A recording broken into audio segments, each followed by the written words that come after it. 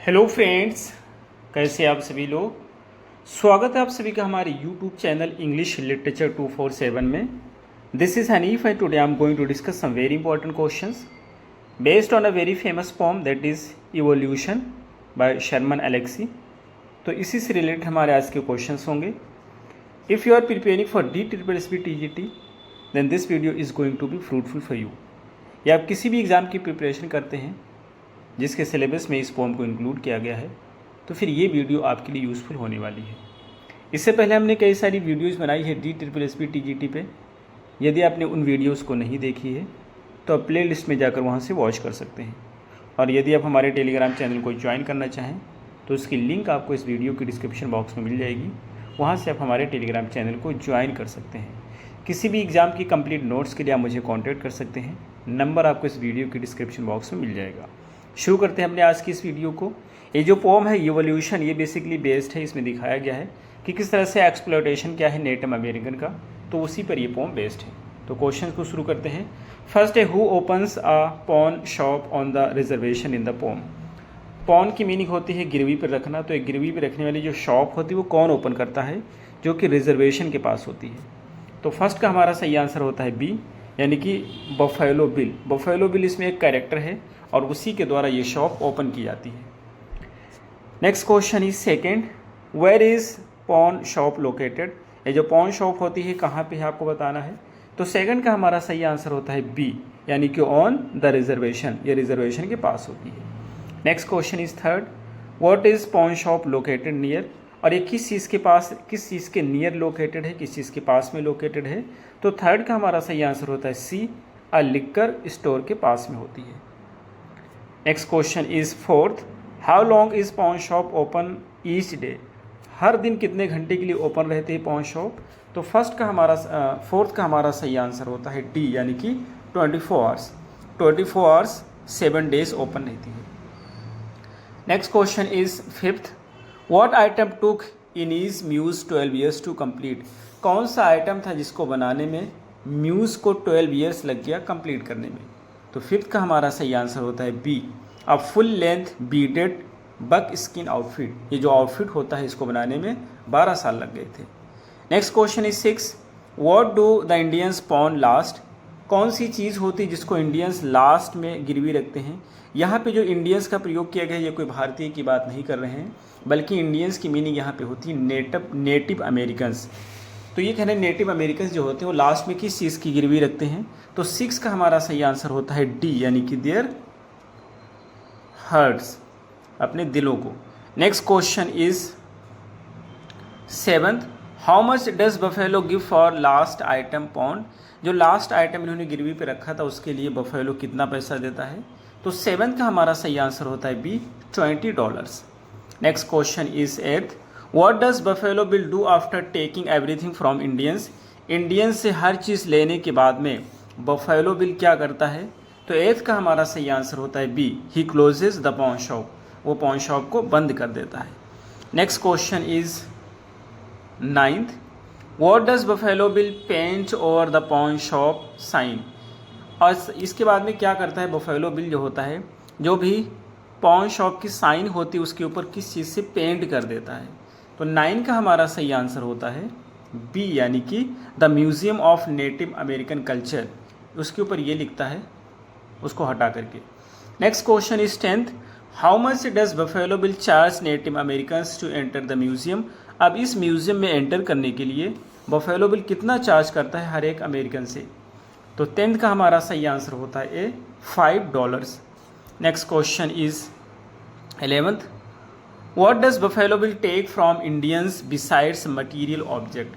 Material object के अतिरिक्त buffalo bill Indian से क्या लेता है, नेटिव अमेरिकन से क्या लेता है। तो 11th का हमारा सही आंसर होता है A, their culture. Next question is 12, what is the poem's main theme. आपको बताना है कि इस पोम की मेन थीम क्या है। तो 12 का हमारा सही आंसर होता है C, the exploitation of native Americans and their culture. Native Americans और उनके कल्चर का एक्सप्लॉयटेशन इसमें दिखाया गया है। Next question is 13th, who is the poet of evolution. Evolution poet किसके द्वारा लिखा गया है। तो 13 का हमारा सही आंसर होता है B, Sherman Alexie. Next question is 14th, what do the Indians pawn first in the poem. जो नेटिव अमेरिकन्स होते हैं वो सबसे पहले कौन सी चीज़ गिरवी रखते हैं इस पोम में, तो 14 का हमारा सही आंसर होता है first jewellery. Next question is 15th, what happens to items pawn by Indians. यानी कि वो सारे आइटम के साथ क्या होता है जो कि गिरवी पे रखा जाता है नेटिव अमेरिकन्स के द्वारा। तो 15 का हमारा सही आंसर होता है C, they are catalogued and filed in a storage room. उनको एक जो है फाइल में करके इकट्ठा करके एक स्टोर रूम में जमा कर दिया जाता है।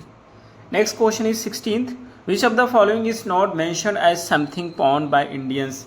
कौन ऐसी चीज़ है जिसको गिरवी पे नहीं रखा गया था इंडियंस के द्वारा, तो 16 का हमारा सही आंसर होता है सी, यानी कि फर्नीचर। बाकी सारी चीज़ें जैसे टेलीविज़न सेट हो गया, बीडेड बक स्किन आउटफिट हो गया, VCR हो गया, सारे गिरवी पे रखा जाता है फर्नीचर को छोड़ करके। Next question is 17th, what body part do Indians pawn last before their heart. यानी कि लास्ट में वो अपने हर्ट को गिरवी रखते हैं, लेकिन उससे पहले कौन से बॉडी पार्ट को गिरवी रखते हैं। पहले तो वो अपने सारे मटेरियल ऑब्जेक्ट को गिरवी पे रखते हैं और बाद में अपने बॉडी पार्ट को भी गिरवी पे रख देते हैं। तो लास्ट ऑब्जेक्ट से पहले क्या रखा जाता है, तो 17 का हमारा सही आंसर होता है बी, यानी कि देयर हैंड्स।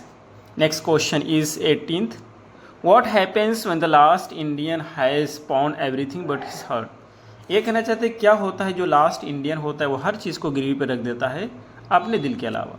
तो 18 का हमारा सही आंसर होता है C, Buffalo Bill takes the heart for $20। Buffalo Bill जो होता है उसका दिल भी ले लेता है $20 में। Next question is 19th, what does the museum of Native American culture represent in the pome. ये कहना चाहते हैं जो पॉन शॉप होती है उसके ऊपर बाद में पेंट किया जाता है museum of Native American culture, इसमें चेंज कर दिया जाता है, तो ये किस चीज़ को रिप्रेजेंट करता है। तो 19 का हमारा सही आंसर होता है B, exploitation and commodification of Native American heritage. Commodification की मीनिंग होती है कमोडिटी में चेंज करना, तो जो नेटिव अमेरिकन का हेरिटेज होता है उसका दिखाया गया है एक्सप्लॉयटेशन और कमोडिफिकेशन इस म्यूजियम के थ्रू। So B is the right answer.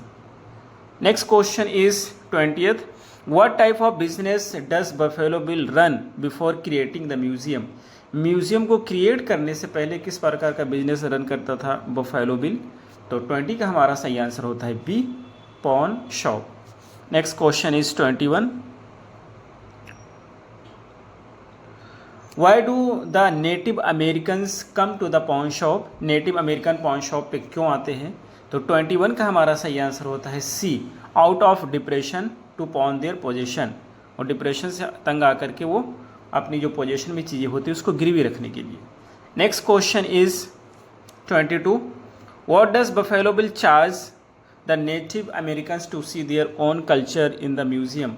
अपने खुद के कल्चर को देखने के लिए कितना चार्ज करता है बफेलो बिल नेटिव अमेरिकन से, तो 22 का हमारा सही आंसर होता है बी, $5। अब वही सारी चीज़ों को दिखाने के लिए वो $5 चार्ज करता है।